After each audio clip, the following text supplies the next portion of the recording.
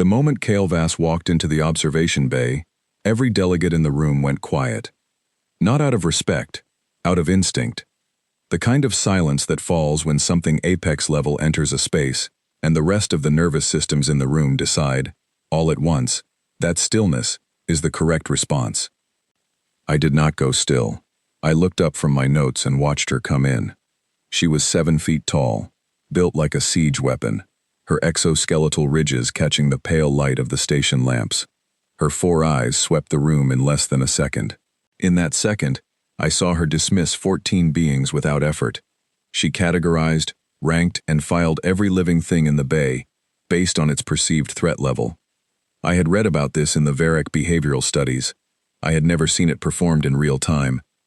Her gaze landed on me last. I was used to being noticed last.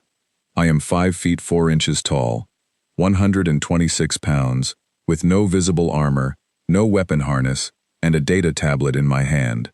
By Varric standards, I was not even worth a ranking. I was background noise with a face.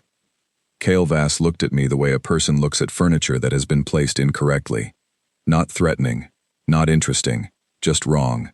She moved on. My name is Mara Voss. I am 34 years old. I have a doctorate in xenobiology and a 2nd degree in comparative physiology. I have spent 11 years studying non-human species across 6 star systems, and I have been present during 3 interspecies diplomatic crises.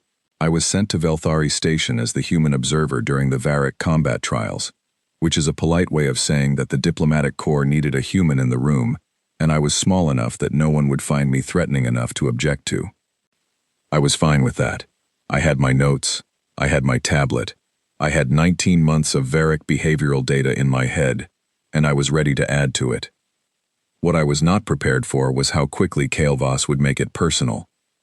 The trials began that morning in the central arena, which was a large open floor with sensor arrays on every wall, and a viewing gallery above that, seated about 60 delegates from 11 different species.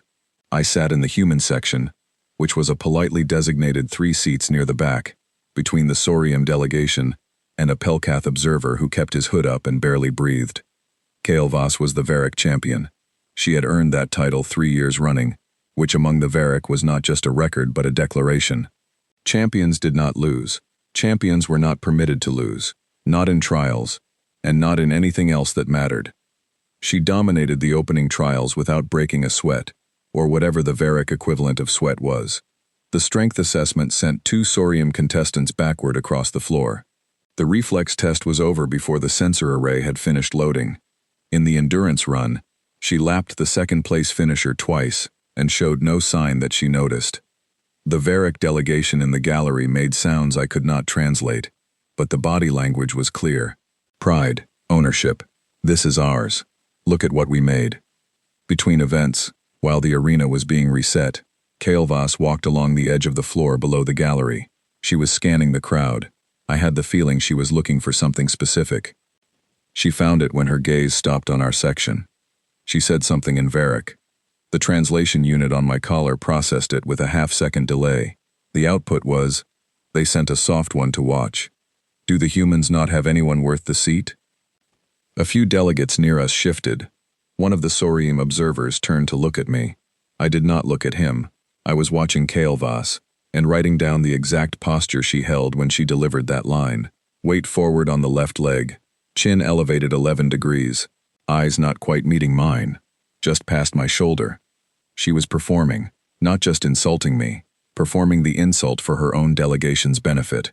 I wrote that down too. The Varric delegate seated above her, a heavyset official named Darrow, laughed at her remark. He said something back to her that the translation unit rendered as, probably a scientist, in a tone that made the word mean something closer to harmless decoration. Kael'vas smiled at that. It was not a kind smile. It was the kind of expression that belonged on something that had never needed to worry about what was behind it in the dark. I clicked my stylus twice and kept writing. The second assessment that day was sensory discrimination. Contestants were placed in a sealed chamber with 17 stimulus sources and asked to identify and rank each one by type, strength, and origin point. Kael'vas scored a perfect result. The Saurium champion scored 91%. which would have been a record in any other year. I watched Kael'vas receive the result and felt something I was careful not to show on my face. Not fear. Something more like the sensation you get when you are reading the specifications of a system and you realize it was designed specifically to do the thing you were hoping it could not do. She was not just physically superior to the other contestants. She was intelligently physically superior. She used what her body gave her with a kind of disciplined efficiency that I had only read about in the upper tier of Varric warrior records. After the sensory trial, there was a break. The arena floor crew was reconfiguring equipment. Delegates moved around the gallery, getting water and talking. I stayed in my seat, reviewing my morning notes. That was when I heard the equipment case go. It was a metal equipment case, approximately 12 kilograms, used by the arena floor crew to carry sensor calibration tools. One of the crew had set it on the edge of the gallery railing above the lower observation walkway while he reached for something, and it tipped. I do not remember deciding to stand up. I was just standing, arm out, and the case was in my hand. The gallery went quiet for a second time. I set the case down on the seat next to me and looked at the crew member, who was staring at me with an expression I recognized as the universal face of someone who cannot believe what they just watched. I told him to be careful with it. He nodded and took it back. I sat down and picked up my tablet. When I looked up again, Kael'vas was watching me from the arena floor. She had turned at some point during the 2 seconds it took for me to catch the case and sit back down. She was looking at me with a different expression now. Not dismissal. Something more like the moment before a hypothesis is either confirmed or revised. Then she looked away, and the trials continued, and the afternoon moved forward without incident. That night I ate alone in the station commissary and reviewed everything I had noted. Kael'vas's movement patterns, her preferred sight lines, the way she rolled her left shoulder between events, always the same shoulder, always the same subtle rotation. Once would have been a habit, 3 times was a pattern, the kind of pattern that builds up around a recurring discomfort. I made a note. I flagged it. I moved on. Before I went to sleep, I received a message from the human diplomatic coordinator on the station, a man named Glenn Harrow, who asked if I was comfortable with my role as observer and whether I needed anything. I told him I was fine, and that I might need a second data tablet by the end of the week. He sent back a question mark. I did not explain. I closed the tablet, turned off the light, and lay in the dark, thinking about a 7-foot warrior who had looked through me like a window, and what it would take to make her look at me like a wall instead. I did not know yet how the week would end, but I had a feeling it would not be boring. I was right. The next morning came with no warning and no ceremony, which was exactly how I preferred things to start. I was at my seat in the gallery before the first crew member finished calibrating the sensor arrays. I had my notes from the previous day, a fresh tablet with a fully charged battery, and a protein bar I had no intention of eating, until the trials made me forget about it. Kael'vas was already on the arena floor. She was moving through a series of warm-up patterns that I did not have a proper term for. Not stretching exactly, not pacing. Something between the two. A slow and deliberate sequence of movements that seemed designed to activate every joint and muscle group in a specific order. I watched her and wrote down the sequence. 12 movements, always the same order, always pausing on the 9th one, where she brought her right arm across her chest and pressed it there for exactly 3 seconds before releasing. The 9th movement was not the same as the others. The others were smooth. The 9th had a barely visible catch in it, a tiny hitch in the motion where the movement did not quite complete before she corrected it and pressed on. I flagged it next to my note from the previous day. The morning session was devoted to the adaptive combat trials. This was different from the previous day's physical assessments. The adaptive trials were designed to test how contestants responded to unexpected conditions. The arena floor would change mid-event. Gravity plating would shift. Obstacles would appear. The sensors would cut out and force contestants to rely on different senses. It was, in theory, a more complete test of a warrior's capabilities. In practice, it was a test of who panicked first. No one panicked faster than the species who had evolved in stable, predictable environments. The Pelcath contestant made it through 4 changes before freezing entirely. The Saurium champion performed brilliantly until the gravity shifted, and then spent the rest of the trial moving in the wrong direction for the new orientation. Kael'vas adapted to everything. Every change, she adjusted. Not quickly exactly, but correctly. She never moved before she had assessed. She never assessed longer than necessary. She made decisions the way a well-maintained machine processes input, without hesitation, without excess. I wrote down, no wasted movement, no visible emotional response to uncertainty. Then I added underneath it, interesting. After the adaptive trial, the floor crew reset again. During the break, Daro, the Varric official from the day before, came up to the gallery railing and called down something to Kael'vas. She looked up at him, and they exchanged a brief conversation in Varric that my translation unit rendered roughly as, "The little human is still watching you," and her reply, "Let it watch. Watching is all it can do." I wrote that down too. What happened next was not planned. Or rather, it was planned by Kael'vas in a way I had not anticipated, which told me something interesting about how she thought.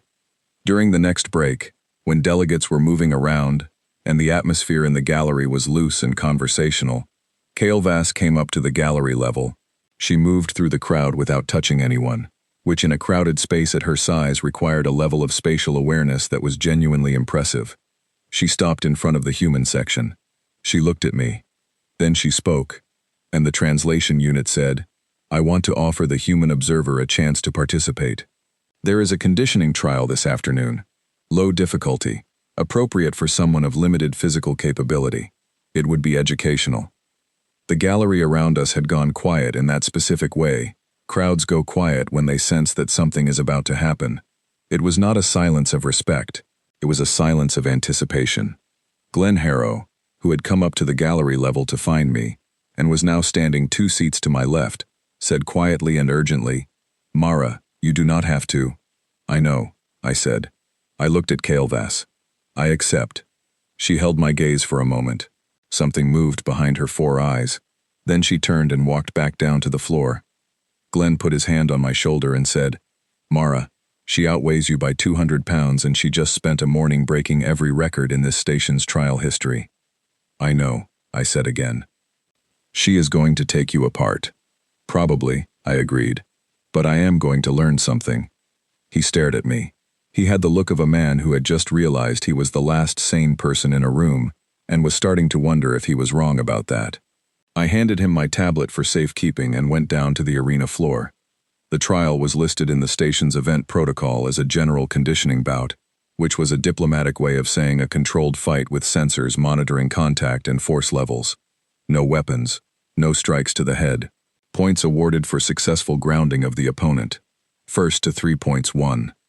I was given a brief from one of the arena officials, a Pelcath who seemed deeply uncomfortable with the situation. He kept looking between me and Kael'vas as though calculating survivability odds. I stretched. My ribs were fine. I had slept well. I felt clear. Kael'vas took her position on the opposite mark and looked at me with the expression of someone who has agreed to perform a task that is beneath them, but will do it professionally.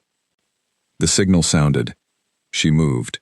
I want to be very precise about what happened in the first 12 seconds, because it is easy to summarize it as, "she won," and leave it at that, and that summary would miss everything that actually mattered. She moved fast, faster than I had tracked from the gallery. The distance between her starting mark and mine closed in a little under a second and a half. Her first move was a lateral sweep, low, aimed at taking out my legs from beneath me.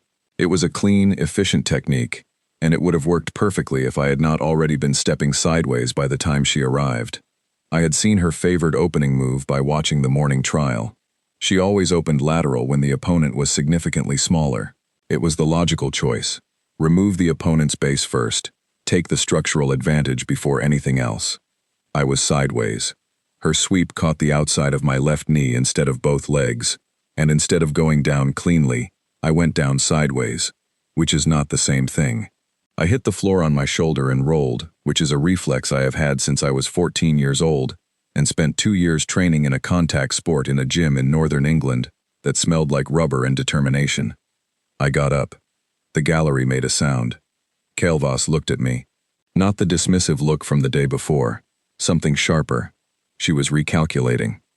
I settled my weight on my back foot and tried to breathe evenly through the fact that my left knee was sending me a very clear message about the sweep's partial success. She came again. This time differently.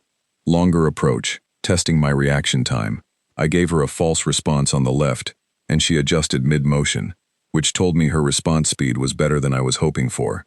She caught me with a controlled impact to my right side, just below the arm, and I went down again. This time the ribs made themselves known very clearly. I lay on the floor for 1 full second. I got up. The gallery was very quiet. Glenn Harrow later told me that was the moment he stopped breathing. I did not feel the pain the way you might expect. There was a signal, clear and strong, from the impact site, but between the signal and any response, something in me just did what it has always done, ran the numbers. What is broken? Are you functional? Can you continue? The answers were, probably 2 ribs, yes, and yes, so I continued. Kael'vas was watching me stand up with an expression I could not immediately classify. It was not the triumph face she had worn when she beat the other contestants. It was something more like the face of a scientist who has just produced a result they did not expect, and are not sure yet whether to be pleased or troubled. I pointed to my own right arm, and then to her left shoulder, at the 9th movement hitch I had been noting since morning. I said, "Your left shoulder, you favor it when you grip." She went very still. "I noticed yesterday," I said. "It did not affect your performance, but it will affect how you hold a sustained grip under resistance. It is not a weakness, it is just a pattern. I wanted you to know that I noticed it." Silence in the gallery was a different kind now. Kael'vas stared at me. I stared back. My ribs were informing me of their condition with increasing persistence, but I kept my posture even and my breathing steady. She could have ended the match then. She had 2 points. She needed 1 more. I was injured.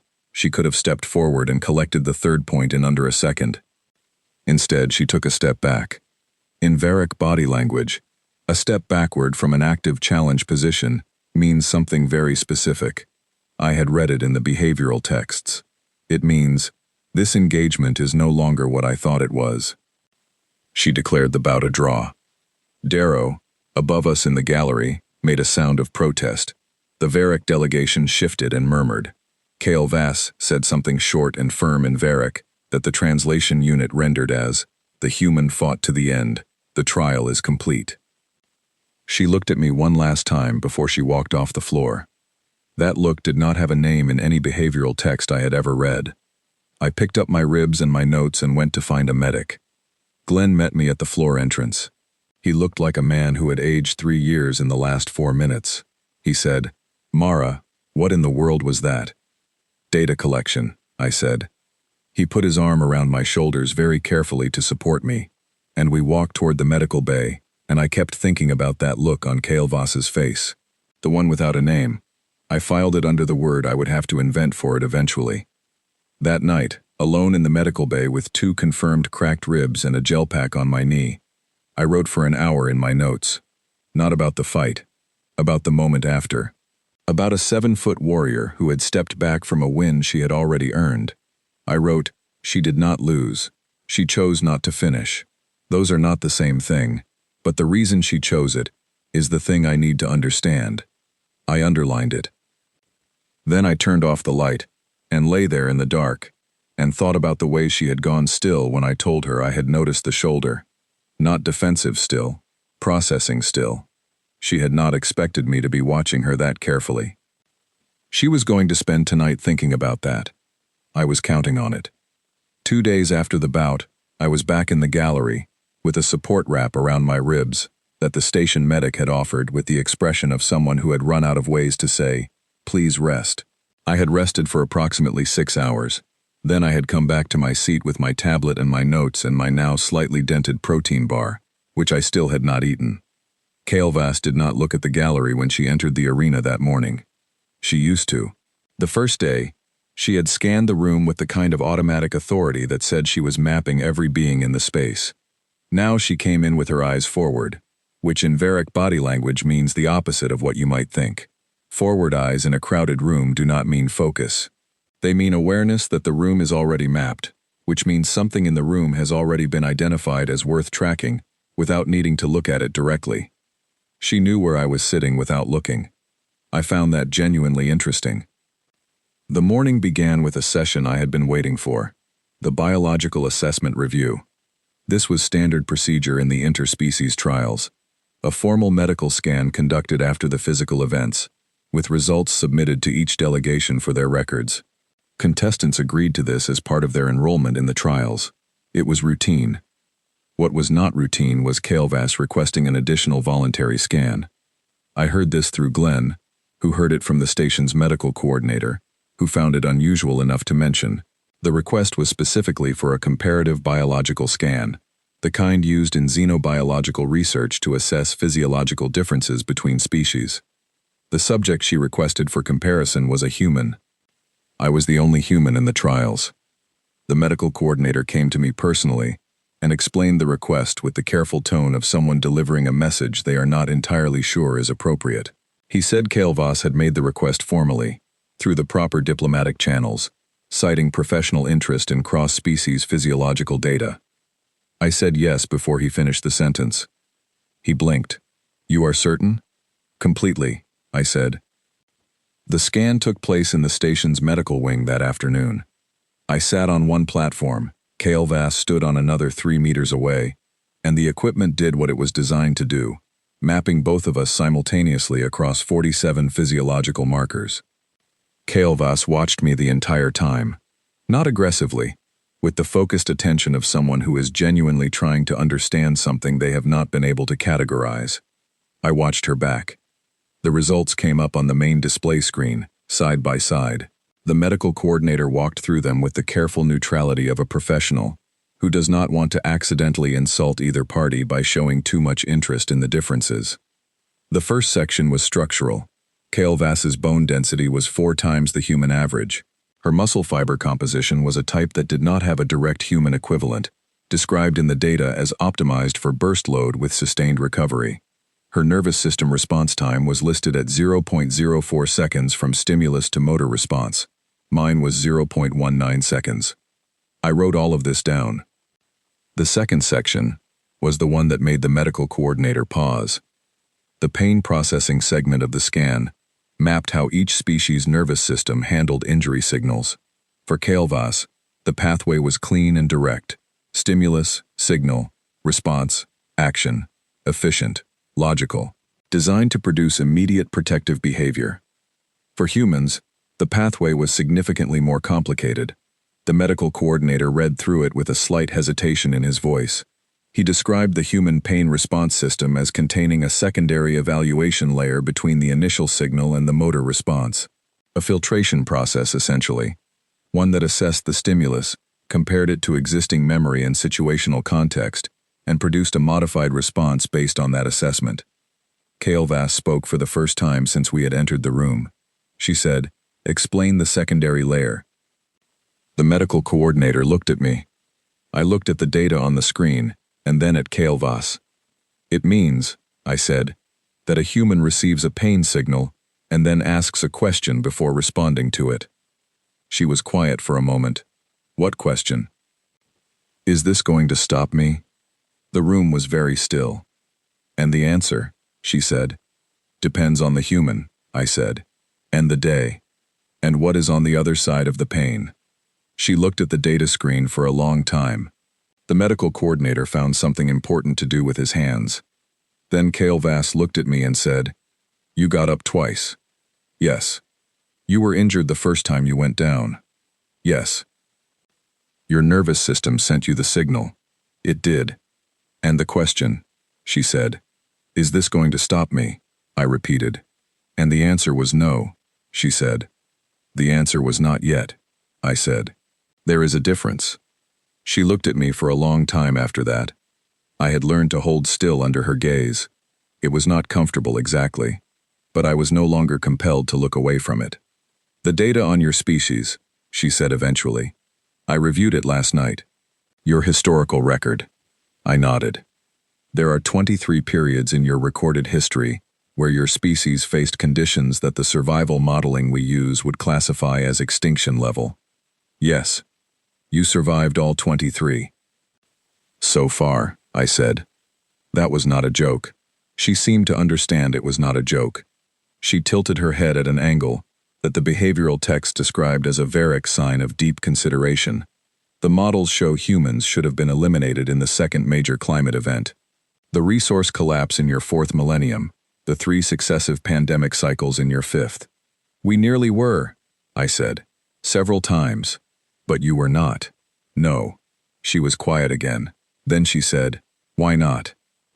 I thought about how to answer that. There are 100 academic answers. There are thousands of historical ones. But I was sitting across from a Varick warrior who had just looked at my biology and my history in the same afternoon, and I did not think she wanted an academic answer. Because when we reach the point where we should stop, I said, most of us decide to wait a little longer and see what happens next. She stood very still for a long moment. Then she said, that is not logical. No, I agreed, it is not. It should not work. And yet, I said. The medical coordinator looked between us with the expression of a man who was witnessing something he did not have a category for, and was starting to feel that his presence was irrelevant to whatever was happening in this room. Kael'vas turned back to the data screen. She was quiet for a long time, reading through the persistence hunting data that had come up in the endurance section of the scan, the record of how far and how long humans could move when in pursuit of something, the specific physiological adaptations that made sustained running over long distances possible, the way the human body manages heat differently from most other species, the way our cooling system allows us to operate in conditions that force other species to stop. She read through it all. Then she said something that surprised me. She said, I had a trainer when I was young. He told me the most dangerous opponent in any conflict is not the one who is strongest. It is the one who does not know they should have stopped already. She looked at me. I thought he was speaking theoretically, she said. I did not say anything. The shoulder, she said. I nodded. You noticed it on the first day? Yes. You waited until the bout to mention it? Yes. Why then? I considered that. Because telling you earlier would have been information given freely. Telling you during the bout was information given as a signal. Those are two different things. She looked at me for a long moment. What signal? That I had been watching you more carefully than you had been watching me, I said, and that you should probably revise which one of us was worth tracking. The silence after that was a different kind from the ones I had experienced in the arena. Those silences were about performance and audience. This one was just the two of us, and the data on the screen, and whatever was being rearranged in Kael'vas's understanding of the last 2 days. She asked one more question before she left. She said, the catch reflex, in the gallery on the first day, the equipment case. Yes, that was not luck. No, I said. She nodded once, which in Varick body language means something closer to conclusion than agreement, and then she walked out of the medical bay. I sat there for a moment with my notes in my lap and my wrapped ribs and my still uneaten protein bar. The medical coordinator cleared his throat and said, well, yes, I said. He looked at the door she had walked through. I have run a lot of these scans.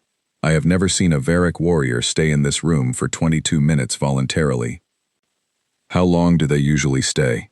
12 minutes maximum, he said. They find the process tedious. I wrote that down. Then I ate the protein bar and went back to my seat. That evening I received a message through the formal diplomatic channel.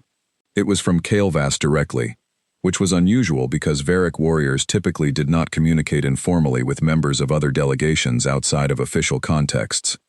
The message read, tomorrow the trials include an endurance assessment. The duration is 6 hours. I am told humans perform differently in long-duration events than in short ones. I will be observing. I read it twice. Then I sent back, I will be participating. There was a pause of about 4 minutes. Then her reply, I expected that. I turned off my tablet and lay down on my bunk, and I thought about a Varick warrior who had started the week looking past me and was now watching me directly, and I thought about what my trainer had told me once, in that gym in northern England, when I was 15 years old and sitting on the floor after taking a hit I had not seen coming. He had crouched down and said very quietly, The question is not whether you go down. Everybody goes down. The question is what you decide to do about it. I had gotten up that day. I had gotten up on the arena floor 2 days ago. Tomorrow I was going to get up for 6 hours. I was already looking forward to it. The endurance assessment began at 6 in the morning, and the station's main corridor was cold in the way that large metal spaces are cold before the heating systems have caught up with the day. I stretched in the corridor outside the arena entrance with my wrapped ribs and my repaired knee, and a coffee I had made in the commissary at 5:30, which I drank in 3 minutes, because I did not want to be holding a cup when the trial started. Glenn Harrow found me there. He had the look of a man who had been up for an hour worrying and was trying to disguise it as casual interest. He said, "You do not have to do this one. I know. You have cracked ribs." 2, I said. "Not 3. He rubbed the back of his neck. "Mara." "Glenn," I said. He looked at me. I looked at him. He had known me for 3 years. He knew that expression. He put his hands in his pockets and said, "Fine. Try not to make me file any medical incident reports." "I will do my best," I said. He walked back toward the gallery entrance shaking his head, which was his way of wishing me luck. The endurance assessment was not a combat event. It was a sustained physical trial, designed to measure multiple systems simultaneously over an extended period: cardiovascular output, thermoregulation, motor consistency, cognitive function under fatigue. Contestants completed a repeating circuit around the arena floor. The circuit had 17 stations, each requiring a different physical or cognitive task. The stations were not hard individually.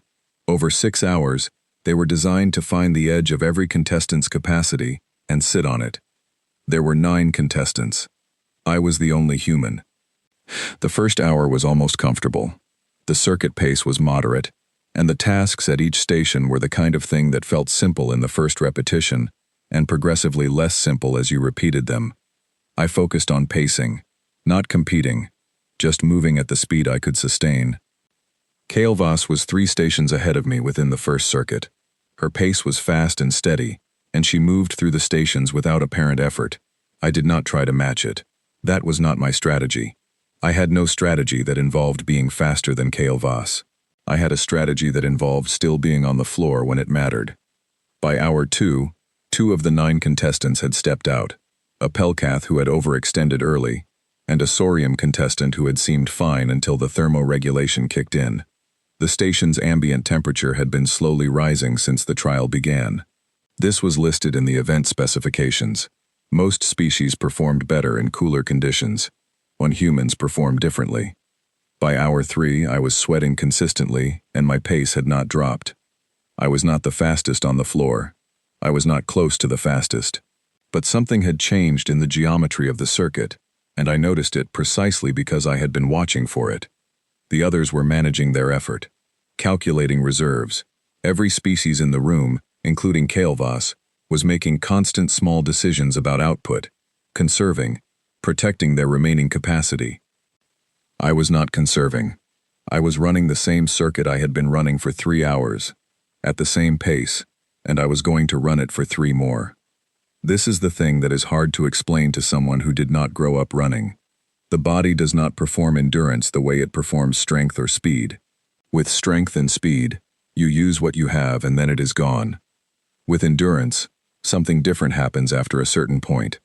The system does not shut down. It reorganizes. It finds a new arrangement. Human physiology has a specific adaptation for sustained aerobic effort, that is, in the biological record, fairly unusual. We do not just tolerate long-distance movement. We were built for it. Long before there were tools or weapons or strategy, humans survived by following things until those things got tired and stopped. Then we caught up. By hour 4, 3 more contestants had stepped out. The floor was down to 4. Kale Voss, a Varric secondary contestant named Rel, a Saurium champion making a remarkable effort, and me. The gallery above us was quieter than it had been. The delegates were watching. I noticed Kale Voss's pace had changed. Not dropped exactly. The speed was the same, but there was a different quality to it. She was working. In the first 3 hours she had not been working. Now she was. I could see it in the set of her shoulders, in the way she hit the station tasks with slightly less ease than before. I was not working any harder than I had been at the start. That was the point. At hour 5, Rel stepped out. The Varric delegation in the gallery made no sound.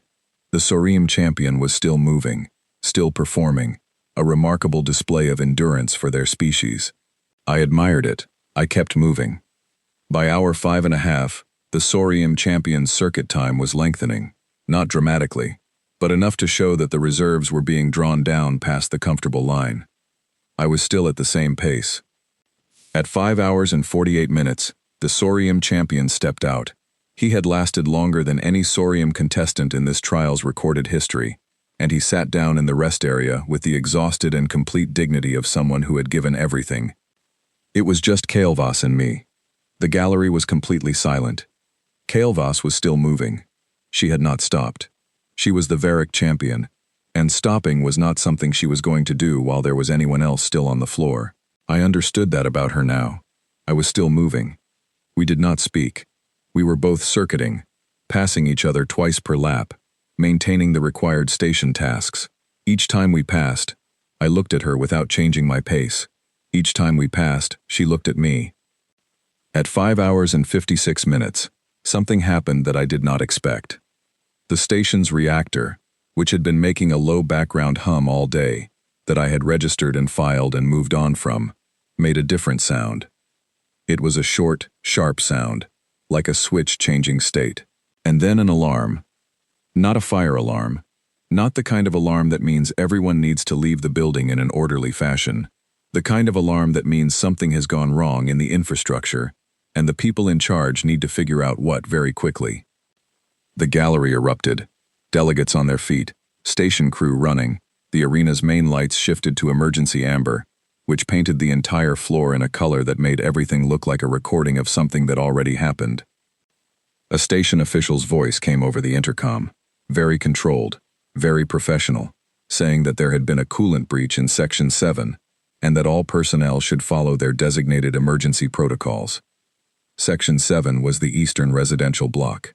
I had memorized the station map on my second day here. It was the block that housed the Varric delegation. Kael'vas stopped moving, not because she was tired, because she had registered the information and was processing it. I saw it happen. She was calculating. I was already running toward the exit. The eastern corridor smelled different before I could see anything. There was a heat to the air that was specific and unmistakable, the kind of warmth that comes from something that was supposed to be contained letting go. The atmospheric sensors on the corridor walls were flashing amber, and the floor panels were warm through my shoes. I turned the last corner into Section 7 and found what I was looking for. A collapsed ceiling panel had brought down a load-bearing section of the internal bulkhead, trapping 3 beings on the other side. I could hear them. The panel separation was partial. There was air. There was also, according to the temperature sensor on the wall next to me, 138 degrees Celsius on the other side of the panel, rising. Behind me I heard footsteps, and turned to find Kael'vas in the corridor. She assessed the situation in under 2 seconds. Then she moved toward the collapse section and tried to grip the edge of the panel. Her hands came off it. I watched her try again. Her structure was designed for force applied in a specific directional range. The angle required to grip and lift this particular panel, while braced in this specific corridor under this specific heat condition, was outside what her joints could manage without structural risk. She was strong enough to tear the panel apart under normal conditions. These were not normal conditions. She stepped back and looked at me. I had already picked up the toolkit from the emergency panel on the wall. I need to be precise here about what I felt in that moment, because it is easy to describe it as calm or heroic, and neither of those is accurate. What I felt was the same thing I felt on the arena floor, the secondary evaluation layer running its question, is this going to stop me? And the answer, looking at the panel and the temperature reading and the 3 people on the other side, was very simple. Number. I pulled out the manual breach tool from the kit. It is a simple device designed for exactly this purpose, a hydraulic wedge intended to be inserted into a structural gap and expanded. I had trained on the emergency protocol simulations as part of the mandatory station safety briefing in week 1. The heat when I got close to the panel was real and immediate. My gloves were standard station issue, not rated for what I was walking into. I noted that. I kept moving. The first insertion point did not work. The panel had deformed on the left side, and the gap was not uniform. I moved to the right, found a better angle, and inserted the wedge. My hands were reporting something clear and urgent about temperature. I processed it and kept going. The wedge expanded. The panel moved 3 inches. Not enough. I pumped the tool again. The panel groaned. Another 2 inches. One of the people on the other side made a sound that I later thought about for a long time in the way you think about sounds that mean something very specific to you afterward. Third pump. The panel broke open along a stress fracture I had identified in the surface pattern, which was not luck. It was just looking at the thing properly before I touched it. The gap was now large enough. I reached in and pulled the first person through. A Varric, smaller than Kael'vas, disoriented. Kael'vas was already behind me and she took them, moving them back down the corridor to safe distance. Second person, a station crew member, human, who grabbed my arm and moved through the gap with the focused efficiency of someone who has decided that gratitude can happen later. Third person. This one was on the floor on the other side. I had to go partly through the gap to reach them. The heat was significant. My left hand, somewhere in the process, stopped giving me information, which is a specific kind of signal that I noted and continued past. I got them out. I got myself out. I sat down in the corridor because my legs had communicated to me that this would be a reasonable moment to stop standing, and I sat there with my back against the wall and looked at the 3 people now in the safe section of the corridor and felt the secondary evaluation layer run its calculation one more time. Done. Yes. Functional. Mostly. Continue. Define continue. Kael'vas crouched in front of me. She was at eye level, which put her in a position I had never seen her choose before. Looking up was not something Kael'vas did. Crouching down to be level with something smaller was a Varric gesture that the behavioral text described as used between equals, or, in rare cases, something they did not have a clean word for, but that translated approximately as acknowledged. She said, "Your hand." "I know," I said. "You knew the heat level before you went in." "Yes." She looked at me for a long moment. Her 4 eyes did the thing they do when a Varric is processing something that does not fit their existing model. A slight independent focus shift, like 4 separate assessments happening simultaneously. "You knew you might not come back through." I thought about that. I knew it was possible, I said, but there were people in there, so the calculation was not complicated. She said nothing for a moment. Then she said, very quietly, in a tone I had not heard from her before, "For us the calculation would have been, can I breach the panel, not should I try." "I know," I said. "You did not ask if you could, you just went." "There was not time to ask," I said. And honestly, I did not want to know the answer first. The corridor around us was filling with station personnel now, medical staff arriving, the emergency systems doing their job. Someone put a thermal blanket around my shoulders. Someone else started working on my left hand, which was beginning to give me back some information I would have preferred to keep waiting on. Kael'vas stayed where she was, crouched, level with me. She watched the station team work for a moment, and then she looked back at me and said something I did not expect. She said, "On the first day, I told my delegation you were not worth watching." "I know," I said. "I heard you." She looked at me. Something moved across her face. Not quite an expression I had a name for, but close to what humans do when they are holding something in, that they are not sure they are ready to say. "I was wrong," she said. Then she stood up to her full height, 7 feet of Varric warrior, in an amber-lit corridor full of emergency personnel, and she looked down at me with an expression that I did not have a behavioral text entry for. I made a mental note to write one. 3 days after the reactor breach, I was in the station's recovery wing with my left hand in a regeneration wrap, my 2 cracked ribs taped properly for the first time, and a cup of tea I had been given by a medical staff member named Oliver who had a calm, steady manner and very little patience for patients who tried to leave before they were cleared. I was not trying to leave. I had my notes, I had the tablet, I had 3 days of material to work through, and a hand that was cooperating well enough to type with. On the morning of the third day, the door to my room opened and Kael'vas walked in. She did not knock. Varric warriors do not knock, which is either a cultural statement or a structural one, because their hands on most standard doors produce something closer to a structural event than a polite signal. I had noted this in my behavioral file on day 1. She stood in the doorway for a moment and looked at me. I looked at her. Then she came in and sat on the chair across from my bed, which was a low chair designed for human proportions, and looked, with her in it, like something from a children's furniture catalog. She placed something on the table between us, a small device, flat, rectangular, bearing the seal of the Varric High Command. I looked at it. A formal message, she said, from the Council. It is addressed to the human delegation, but I wanted to deliver it personally. I picked it up with my good hand and activated it.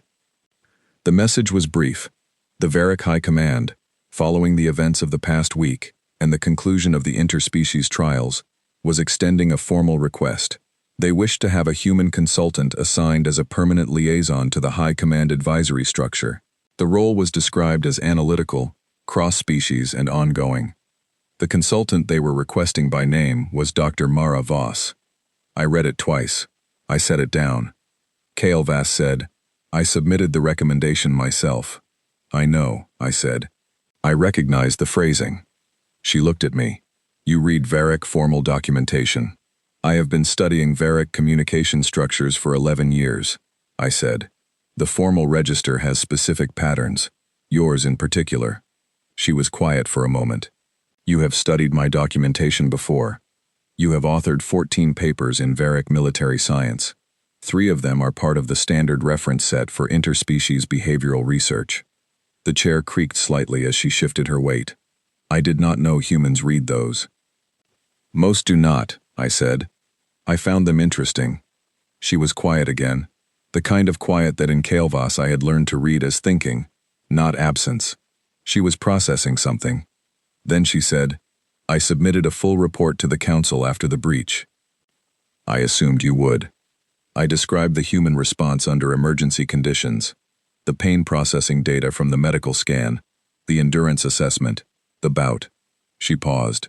"I also submitted the behavioral data from the gallery. Your notes." I raised an eyebrow. "You could see my notes from the arena floor?" "I could not read them," she said, "but I could see you were taking them, consistently, throughout every event, including during moments when other observers had stopped watching the floor to watch each other react." I nodded. "My report concluded," she said, "that the human assigned as observer was performing a different function than the title suggested.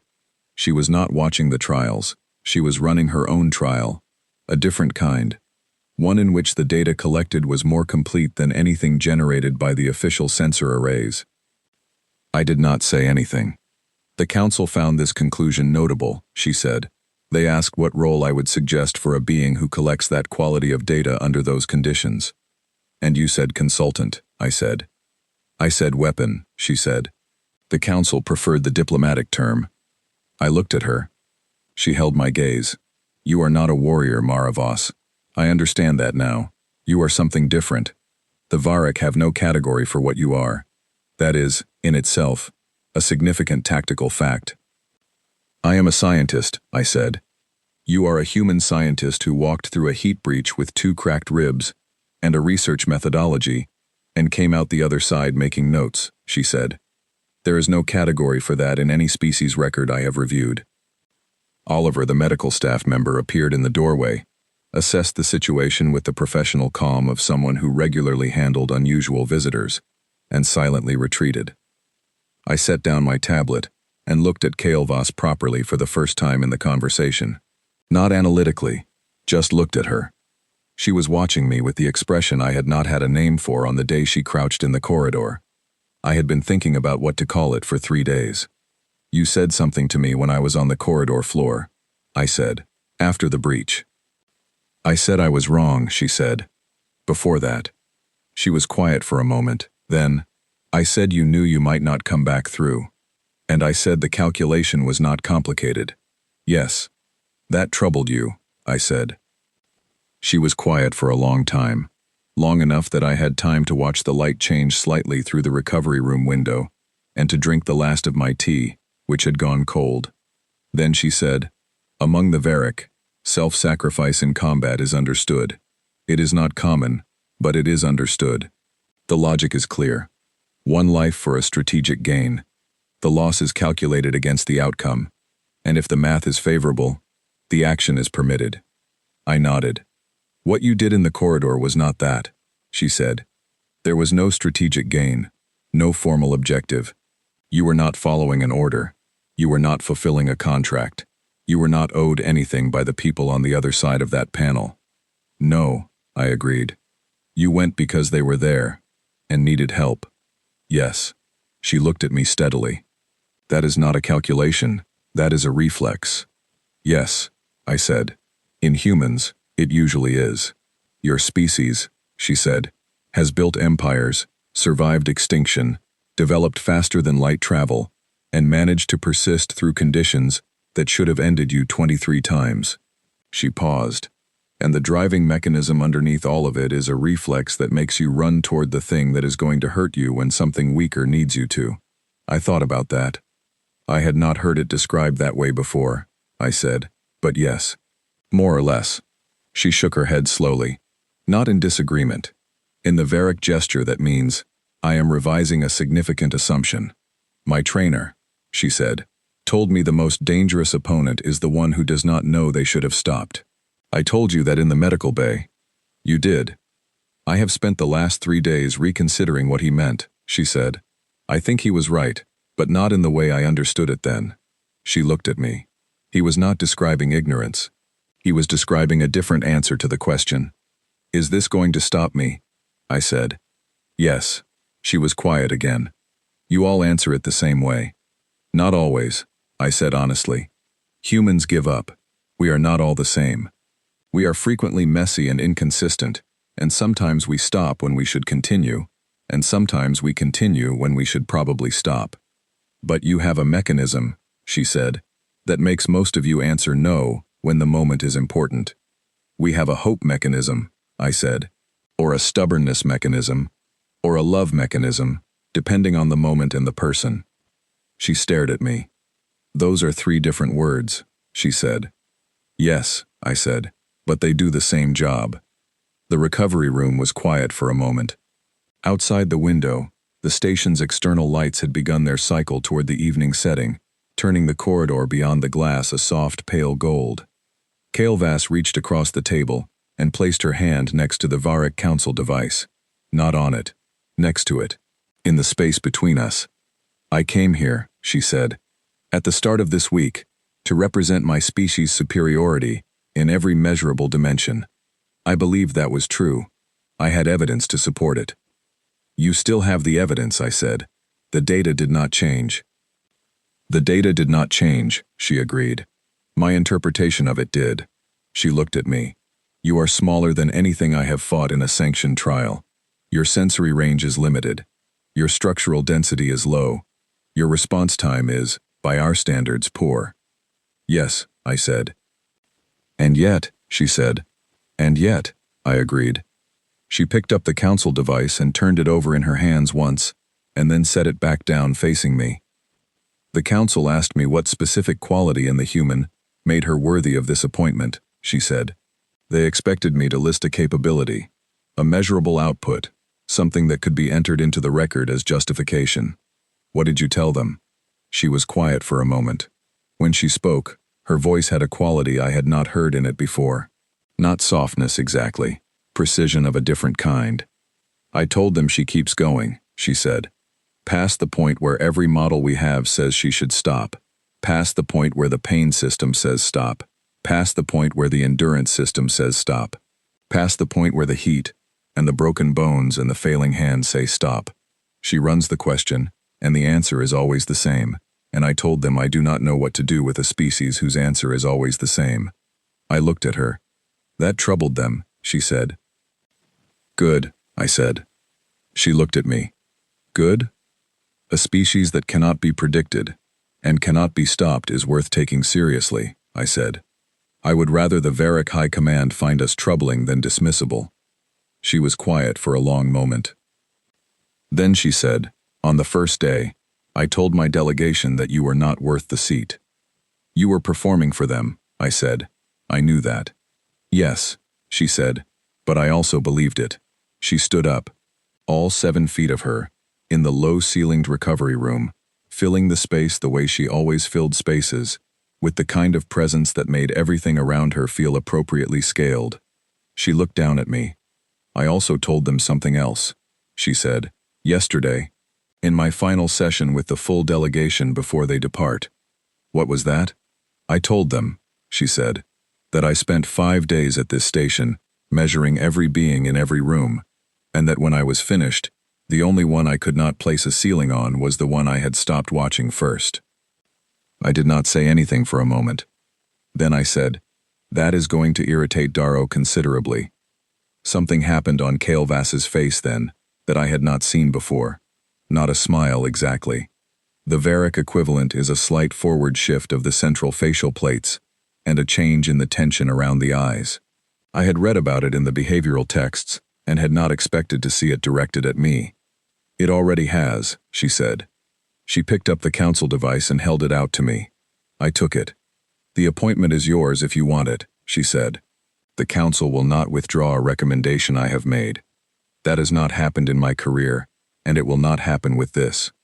"Because of the shoulder?" I said. That face shift again. "Because of everything," she said. "Starting with the shoulder." She walked to the door. At the threshold she stopped and turned back, which was the first time I had seen Kael'vas pause in a doorway.